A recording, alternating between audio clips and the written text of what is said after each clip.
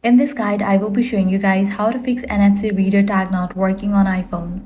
Let's get started. First of all, launch settings, then scroll down and navigate to the option general. Here, you're gonna find the option of airdrop, click on that.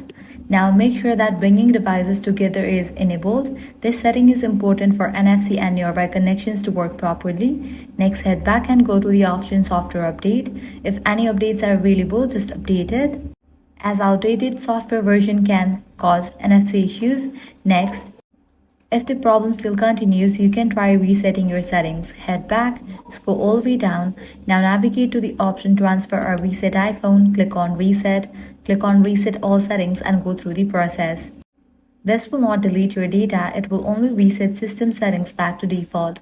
After doing this, your NFC reader tag issue should be fixed and your iPhone should work normally again. And that's it. If this guide helped you out, do not forget to like, share and subscribe.